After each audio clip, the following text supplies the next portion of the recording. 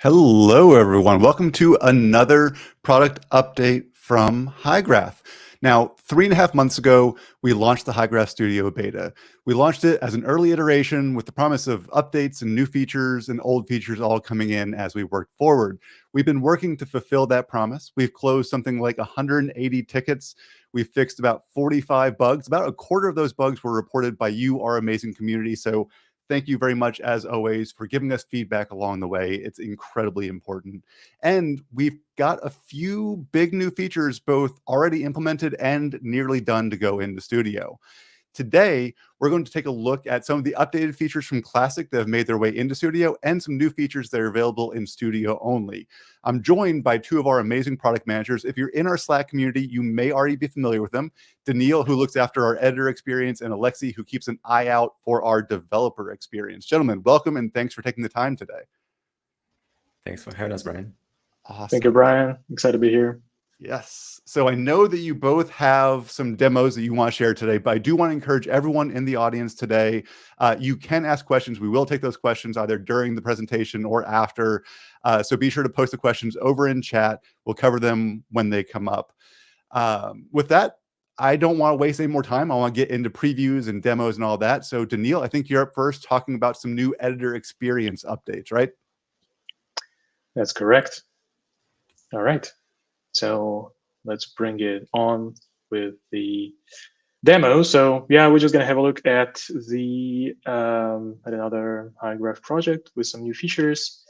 Some of you who attended the stream for the beta might recognize the project. It's the same one that I'm using today, but obviously with some new features. So let's dive right into those. Number one is localizations. So localizations obviously is the big feature, right?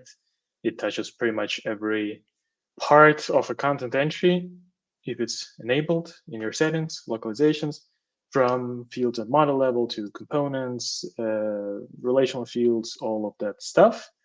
Localizations, we have implemented the feature in Studio. It works well, pretty much the same way. We made a lot of changes under the hood, obviously, but for the user level, from the user perspective, it works in a very, very similar way. You add a localization, and then you have, some fields in that localization next to the fields that are localized, obviously. So, for example, this final score is now localized, so there's only one field. You know how it works. And yeah, let's add some of the translations that I have prepared to make it look very, very natural with my German localization right here. And yeah, I guess we just sprinkled some sort of UI and UX improvements that yeah, we thought were relevant. So for example, this eye icon now is a closed eye versus an open eye instead of a small like a color change, just to make it easier to understand whether a localization is sort of hidden or not hidden. Then another thing you would notice when you publish your entry with localizations, you will see that there's this all fields selector, obviously a checkbox, right? Something that is very useful for people who are using, I don't know, like 15 or 20 localizations in their entries. Just some quick shortcuts to achieve what you want to achieve. And yeah, that is the localizations feature. One other thing that I want to mention about it is that when you go to the content table, you have this filter called locale, and basically works as any of. So for example, if I select my default locale English, and I also added German here, we are not going to see any changes. But then if I remove English, I will only see the entries that have a German locale associated with it. And yeah, should be helpful when it comes to the workflows of people who yeah, work with translations.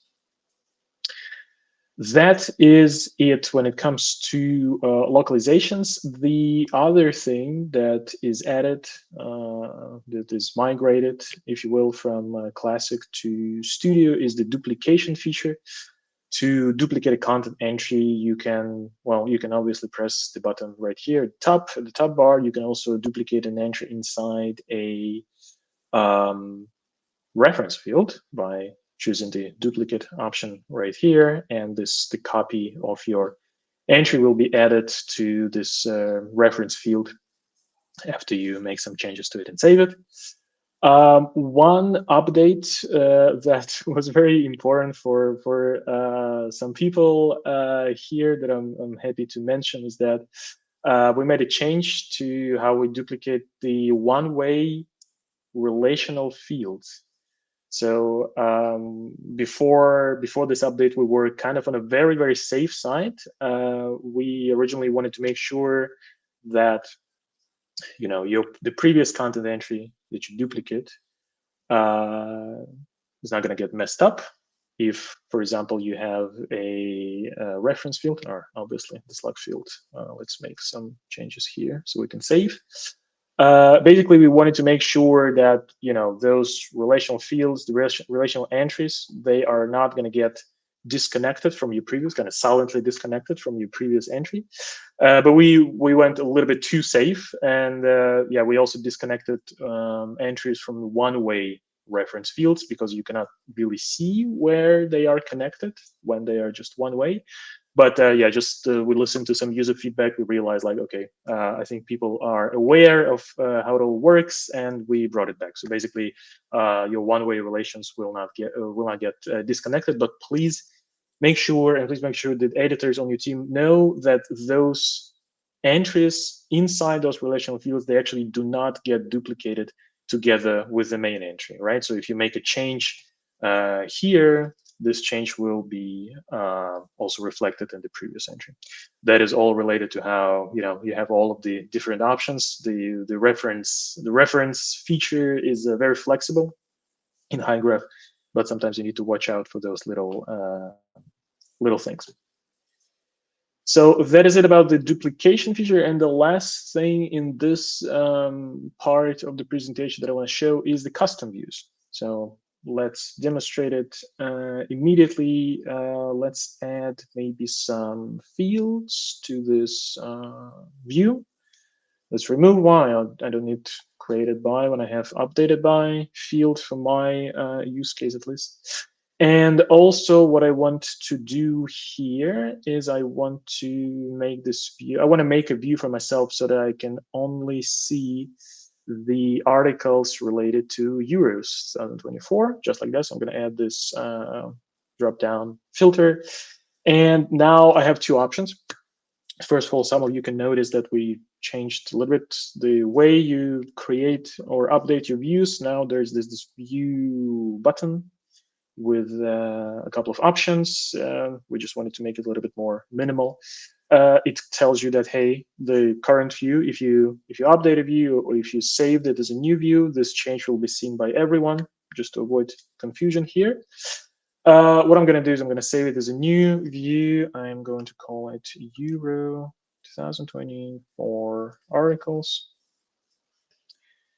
So I'm immediately redirected to this new view that I just created, and all of the editors, all my teammates can start using it. Also, to make it even more granular, I can also create a custom view group called tournaments and drag it right in there. So now we're going to have this view sitting in the tournaments view group. And that is pretty much it about the custom view features. Obviously, you can also update your regular default view if you don't want to create a custom view. Brian, what are your thoughts on this newly available features in Studio? Yeah, so the huge thing for me, right, is the fact that localizations is in the studio now. Like, localization is probably the #1 feature request, especially from our enterprise customers. Obviously, you're using it more the more the bigger the company you are. But to me, right, the low key fun part of this is these custom views. It's one of those features that I think I personally didn't think I was going to miss in Studio, and have been feeling that lack. So I really appreciate that that's in Studio now as well, for sure. Happy to hear that. Yeah, and the other thing to mention is also some other like small quality of life things, including we have more of the settings pages, the project settings pages ported over from Classic into Studio, which I know not always the most fun thing to talk about, right? It's little administration tasks, but again, things you don't miss until you don't have access to them. So we have more project settings pages as well, and yeah. I think also, speaking of quality of life, let's bring Alexi back onto the screen. And Alexi, I know that you've got a bunch of small quality of life things to kind of show off. You also have a fairly big new feature to talk about as well with the new project homepage. So why don't you take us through quality of life stuff and then show off some of the new fun things that are going on? All right. So yeah, speaking of both new setting pages or the webhooks that are also now here in Studio, obviously there are small features, but we try to make sure that even when we just port them and keep the functionality, we try to smooth up the UX, smooth up the navigation. So in most of the pages where there are some complex activities, both on webhooks and on settings pages, you will see that there are more navigation options. Usually there are more buttons or call to actions to go somewhere. So we're trying to make sure that it takes you a few clicks, less time to get what you need and go back to either modeling or editing the content. And also, not just there, but across the schema management, we're also working on just streamlining the UX quite a bit, adding some new, maybe smaller, but important quality of life features to make sure that the UI is as clean as possible, that UX is as smooth as possible, that you always understand what's going on the screen, and to make sure you can be as productive as you can. So even small things like whenever because we don't block the view with the field edit right now, we do highlight what you're editing, so you see on the background the entire path to the item that you're working on. We do make sure that whenever you add the first field, we assign it as a title, as long as it's a string field, so you never get the model within the titles, because otherwise, if you forgot to do this in Classic, then your content views could get confusing, because you would start getting those IDs instead of the names, and just would have to go back and to edit some of the older models. Apart from that, we added the drag and drop, so whenever you add some new fields, you choose where to put them, and not just as before, you add them to the bottom and then you have to rearrange it. So you can add here the new field, and you see that it's going to be right there, which is also nice. And we're also updating the command K, the command menu a bit, so we are adding a bit more visual clarity. But also, you see, as long as we are in schema, you have schema actions prioritized first. Then if you go to content editing and open some of the fields and open the command K, you see the content actions are being on the top. So even if you search deck right now, you go add the entry to the deck, and in schema, it would be go update the schema. By the way, yeah, as you see, there is some little snippet of what we're also working on. We've been trying to streamline how you, not just Hygraph experience, but also how you work with Hygraph and external solutions, and simplify your entire end-to-end content journey, and not just what you do in Hygraph. So soon enough, you will be able to both export your records into Google Docs and import the records, including the rich text, including the formatting. So if you're interested in that, reach out to me. You can talk to me, and maybe you will get the early access to this if you're interested enough. But yeah, speaking of going back to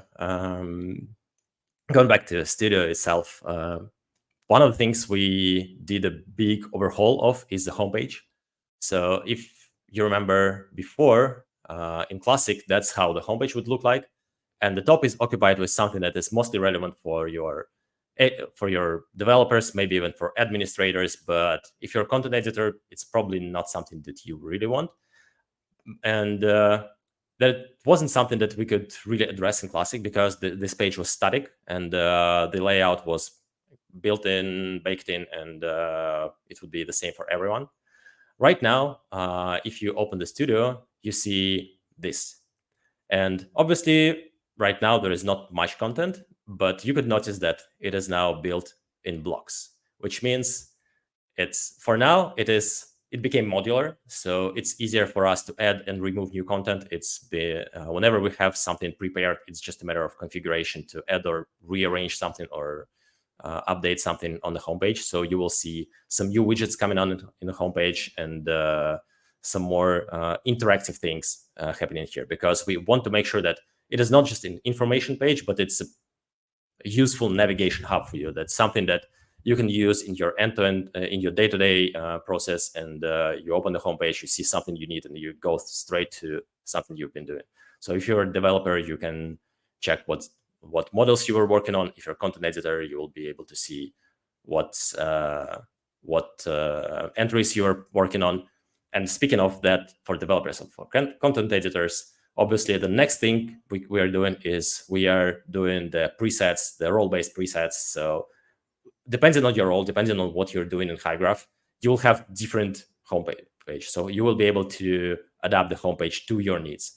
Obviously, we're not talking yet about configuring it on user-to-user, on each user individually, but we are adding more personalization. You will have a few options on how do you want it to look. You will be able to select between those, and then we will be, as I said, adding more and more functionality here. So we're going to be developing the project homepage going further. This is only the beginning, and we hope that you will like what you see. And if there is anything you would love to see on the homepage, also you can reach out, talk to us. We are always open to collecting some ideas. Overall, I love that. I love talking about this because it's something that we can adapt to the needs of different customers and different groups of customers. So it's something that will allow us to personalize your experience with Hygraph more. We will be able to use this with our new onboarding that's coming on. So depending on how you want to learn Hygraph, how you're joining Hygraph, you'll be able to get some new features or new data points or new even guides being highlighted for you on the homepage. So pretty excited for that.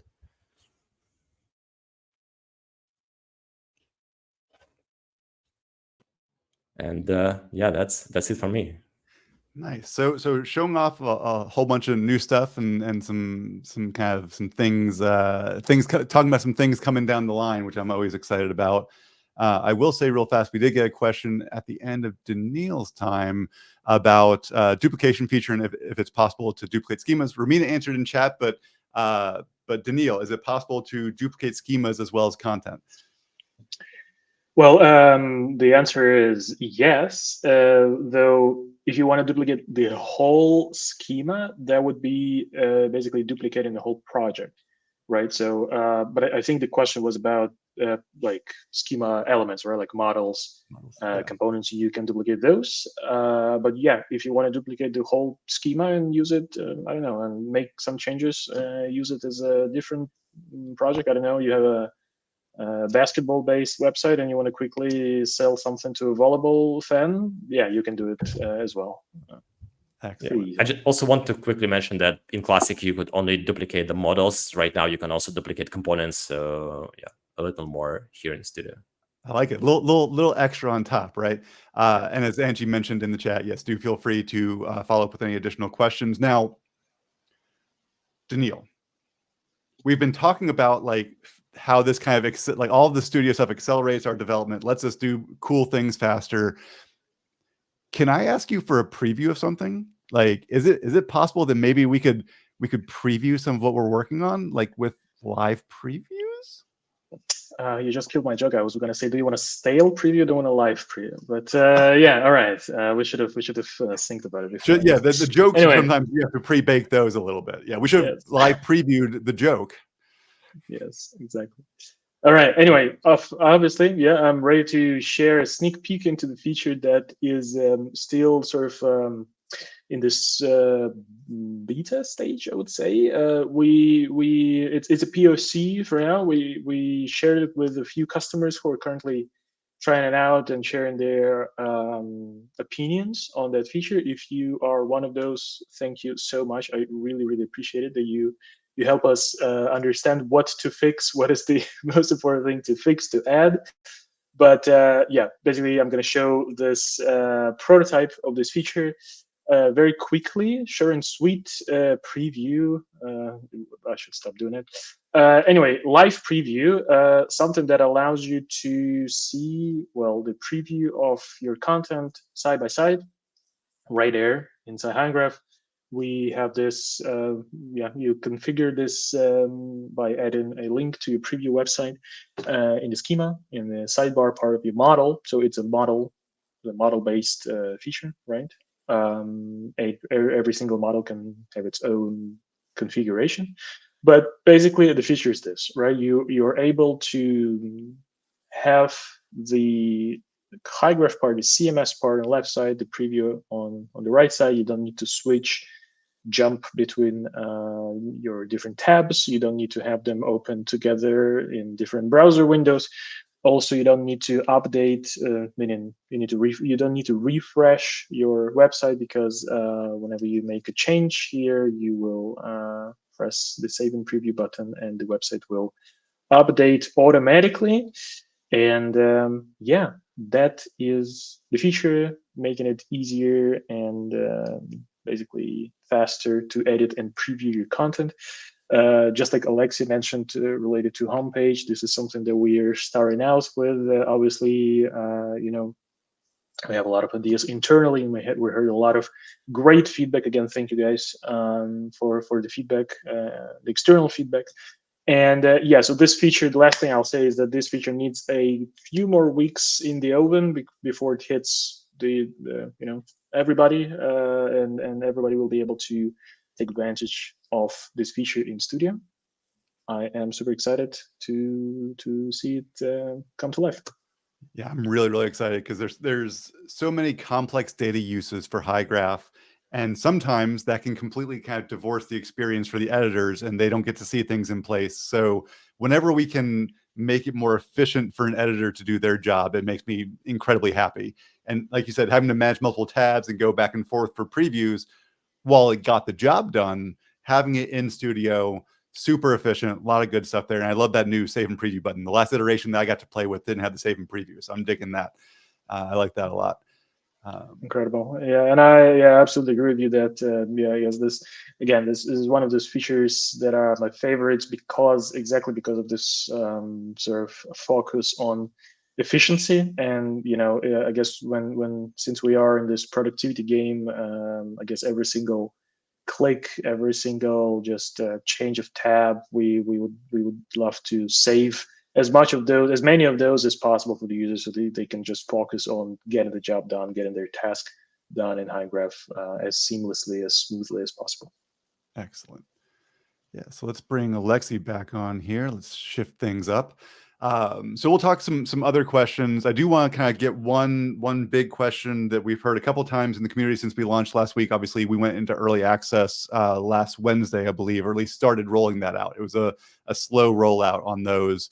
But I know that some people will still be asking, hey, can I still access Classic? Can I get into Classic? So let's get that out of the way first. Yeah, so you can always switch back. We do have the switcher in within the menu, the account menu, so you can switch back to Classic. You can bookmark the Classic URL, obviously, if you want to stay there. And on a couple pages that are still not implemented in Studio, there are call to actions to go back to that exact same page in Classic. So Classic is not going anywhere. It's not being killed. It's just the Studio is now the default solution, and Classic is kind of a backup. So let me ask the flip of that question then. Why should our users move into and be excited for the use of Studio, and what should keep them in Studio as opposed to the there's always a fear response with any new design, right? Of like, oh, I missed my old stuff, right? I missed the old way of doing it. Why should people be excited and definitely stick with Studio, except for in those small edge cases? It's just whatever we are doing right now. Obviously, the Studio is our main focus. So the new integration, the new flows, live preview, and everything we're doing, it's all doing with a focus on Studio, and it's all coming in Studio. Right now, there is not that much more in the Studio than the Classic, but obviously over the next few months, this is going to change. So the longer it is, the more will be the discrepancy in favor of Studio in terms of the new features. Yeah, I'd also add, well, first of all, definitely agree with Alexei's points, but what I would also add to that is that Studio, especially on the content side of things, we, even in those, the initial version that we released 3 months ago,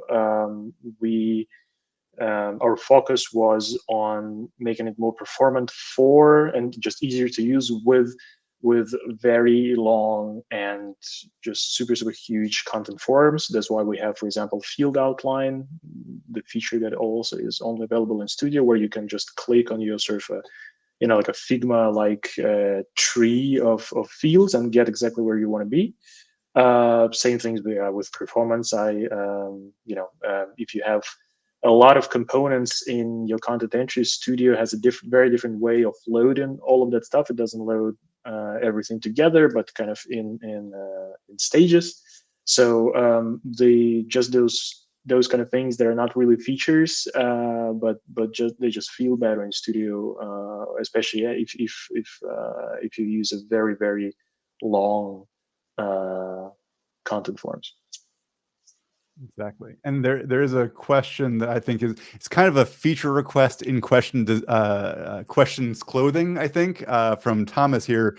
Do you plan on making the save and preview button accessible with a shortcut as well? And I'll say I would go into our stuff and I would upvote this. I love shortcuts, but I mean, we are all obviously fans of short. You can see it with the Command K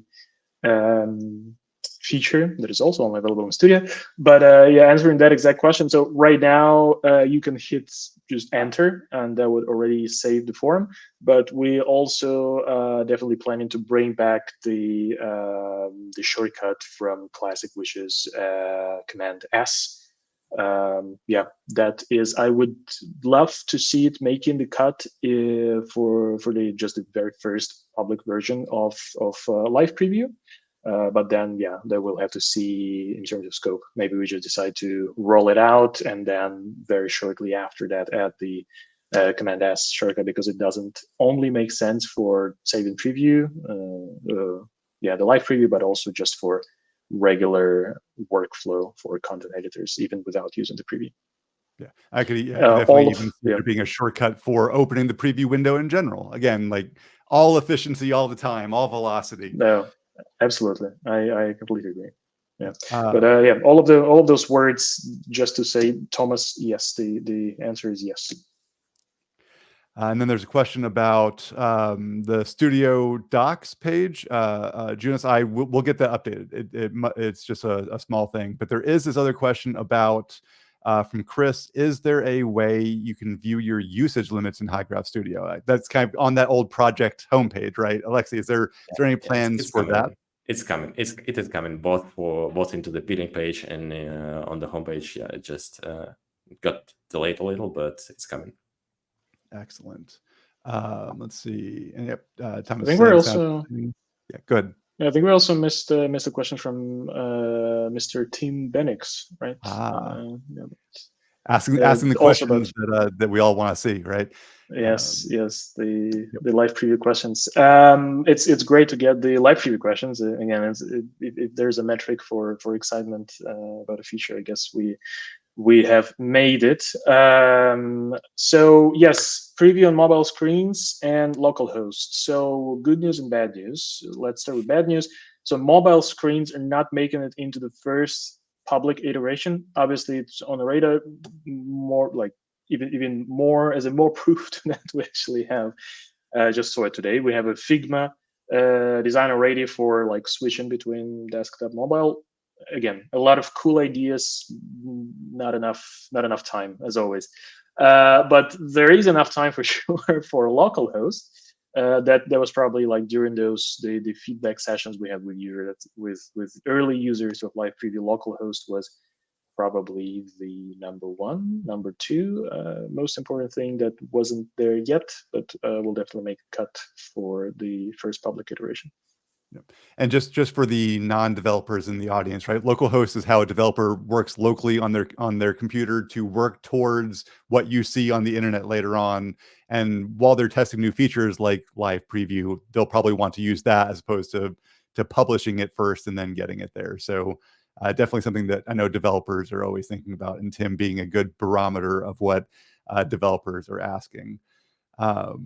We'll say I thought I saw something else, but it might have just been in my head. Yeah, I'm not seeing any other questions. I'll give it another couple minutes to make sure that if there are any other questions, post them in chat. I've loved getting the questions today. I think they've been really insightful. And Daniil, as you kind of mentioned, they help us understand the thought process, right? Like, questions aren't just valuable for getting the questions answered. They're also very valuable because we get to hear like directly from y'all, like what is important.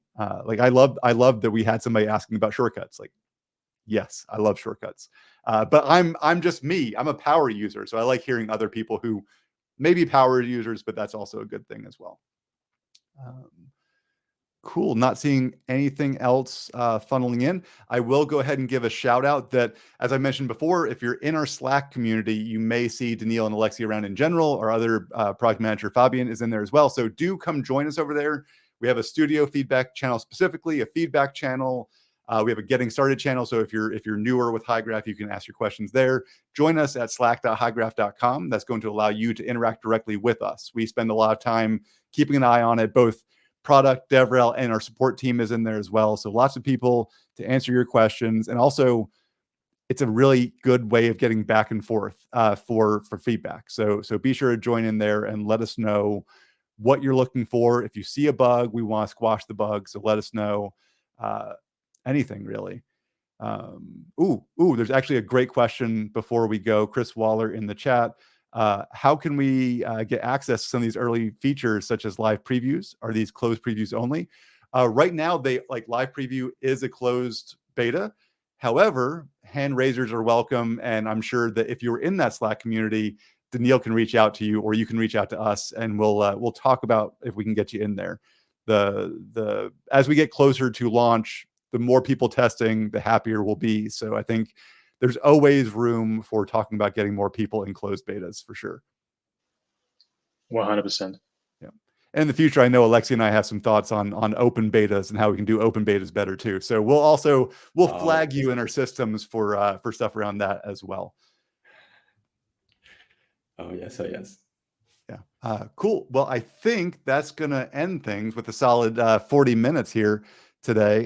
So Daniil, Alexi, thanks for previewing things. Thanks for demoing things and answering questions as always. You're both always amazing. Thank you so much. Thank you, Brian, for being a great host. It was a pleasure. Yeah. All right. And we'll see you in the Slack group and wherever else you want to talk to us. Come join us. See you.